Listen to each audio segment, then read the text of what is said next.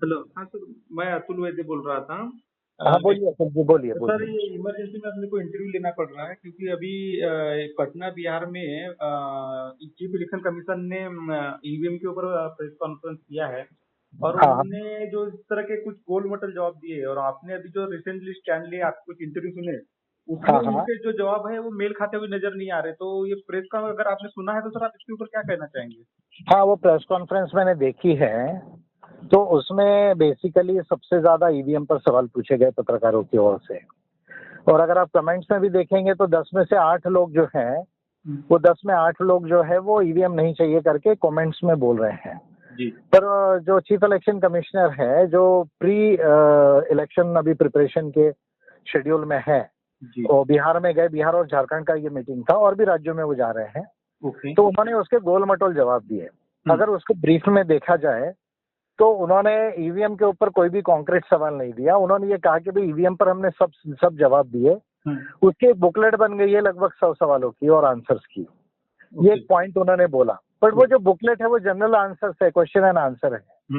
वो ईवीएम के जितने जो इलेक्ट्रॉनिक जो प्रूफ होते हैं या इलेक्ट्रॉनिक सर्टिफिकेशंस की जो रिक्वायरमेंट्स है, इसको लेकर कहीं पर भी कोई documentation election commission of India के पास नहीं है। Point number 1। पॉइंट नंबर 2, उन्होंने ये कहा कि भाई इतना जवाब दिया कि इतनी 4 बुकलेट्स बन गई बड़ी बड़ी, तो आप पढ़कर जो है वो जवाब पूछेंगे तो ज्यादा अच्छा होगा। तो वो बुकलेट्स को पढ़ के ही हमने पिटीशन बनाई है, जो हमने 23 जनवरी, 29 जनवरी और 8 फरवरी को जो हमने पिटीशन दी है इलेक्शन कमीशन ऑफ इंडिया को, और 1 महीना लगभग हो जाएगा 23 को। आज तक इलेक्शन कमीशन ऑफ इंडिया ने एक डॉक्यूमेंट नहीं दिया, एक लाइसेंस सर्टिफिकेट, इंटरनल डिजाइन का अप्रूव डिजाइन का डॉक्यूमेंट नहीं दिया हमको, जो है वो ऑडिट ट्रेल्स नहीं दिए हैं, है ना। तो ये जो सारी चीजें हमने जो मांगी है, तो वो सारी की सारी चीजें नहीं दी जो हमने इंफॉर्मेशन टेक्नोलॉजी एक्ट 2000 में मांगी है, red with the representation of people act 1951 and conduct of election rules 1951। यानी साइबर लॉ और इलेक्शन लॉ के तहत हमने जितने डिटेल्स उनको मांगे हैं डॉक्यूमेंट्स के साथ, प्रूफ के साथ, वो एक भी नहीं दिया। जबकि मुख्य चुनाव आयोग ये कह रहे थे कि भाई हमने तो सारे पिटिशंस के जवाब दे दिए हैं, सारे पार्टियों के और सारे जितने भी आए हमको ईवीएम से संबंधित। तो ये तो फैक्ट नहीं, क्योंकि एपीआई के तो पिटीशन के संबंध में एक उन्होंने सिंपल लेटर तक नहीं लिखा। डॉक्यूमेंटेशन देना तो बहुत बड़ी बात है, क्योंकि 52 पॉइंट्स हमने मांगे हैं उनको, और वो हमने कोई अपने दिल से नहीं मांगे, वो आईटी एक्ट और इलेक्शन लॉ के अंदर मांगे हैं हमने। तो ये एक महत्वपूर्ण बात है। तीसरी, अतुल जी, और आपके ध्यान में अभी कोई और बात आई हो तो मैं बताना चाहूंगा कि उन्होंने ये कहा कि हमसे कुछ नेशनल पार्टीज और स्टेट पार्टीज भी मिली है।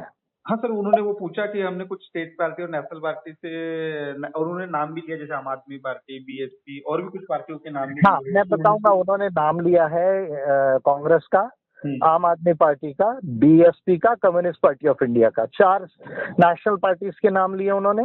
स्टेट पार्टीज में उन्होंने आरजेडी का नाम लिया, लोक जनशक्ति पार्टी रामविलास पासवान वाली जो है उनका नाम लिया, और साथ में जो है उन्होंने सीपीआईएमएल का नाम लिया। और उन्होंने ये कहा, उनके बोलने से ये अर्थ निकल रहा है कि भाई इन्होंने ईवीएम पर कोई भी मेजर स्टैंड नहीं लिया, जबकि सिर्फ उन्होंने ईवीएम का नंबर हमको वेरिफिकेशन के लिए सारी ईवीएम्स का प्रोवाइड होना चाहिए, इतना सिर्फ कहा। इसका मतलब ये जो पार्टीज है इनका स्टैंड ईवीएम को लेकर, इनका स्टडी और स्टैंड दोनों भी जो है वो क्लियर नहीं है, ऐसा चीफ इलेक्शन कमिश्नर के बोलने से जो है प्रेस कॉन्फ्रेंस में प्रतीत होता है। तो अब तो ये जो पार्टियों का नाम उन्होंने लिया है, उन्होंने जो है वो स्टैंड को प्रेस कॉन्फ्रेंस लेके क्लियर करना चाहिए, या उनको ईवीएम पर जो भी स्टैंड लेना है वो राइटिंग में क्लियर करके इलेक्शन कमीशन को फिर से सबमिट करना चाहिए। तो मैं समझता हूँ कि ये 3-4 महत्वपूर्ण मेजर इश्यूज आए हैं, और एपीआई के तो जो 52 पॉइंट्स हमने मांगे उनको, जो सर्टिफिकेशंस, लाइसेंसेस और जो इंटरनल डिजाइन्स के जो अप्रूवल्स है, या साथ में ऑडिट ट्रेल्स है, या और भी चीजें हमको बहुत डिटेल हमने जो मांगी है, उसका उन्होंने एक भी जवाब नहीं दिया है, सिंपल लेटर भी नहीं दिया, और उसको लेकर हम आगे की न्यायिक प्रक्रिया कर रहे हैं। हाँ सर, क्योंकि हमने भी वो सुना है, तो उसमें उन्होंने कुछ पार्टियों का नाम लिए, हमने जवाब दिया ऐसा क्या, लेकिन उसने उन्होंने ना एपीआई का नाम लिया, जैसे आप अभी बता रहे हैं कि आपको न किसी कोई एक सिंपल लेटर का उन्होंने जवाब दिया, आपके पिटीशन का जवाब नहीं दिए। तो सर, इसको लेकर आगे की आपकी क्या रणनीति रहेगी? रणनीति तो यह, अतुल जी, सबसे पहले अभी हम लीगल प्रोसीजर में इसको जा रहे हैं, और लीगल प्रोसीजर में अभी एडवांस, क्योंकि 1 महीना होते आ रहे हैं, तो that is a sufficient time. तो अभी मैं आपको एक 5-6 दिन में हो सकता है कि संडे के पहले या संडे के बाद मैं जो भी लीगल स्टेप हमने लिया है वो हम डिक्लेयर कर लेंगे। बिल्कुल बहुत नजदीक आ गया है वो हमारा काम।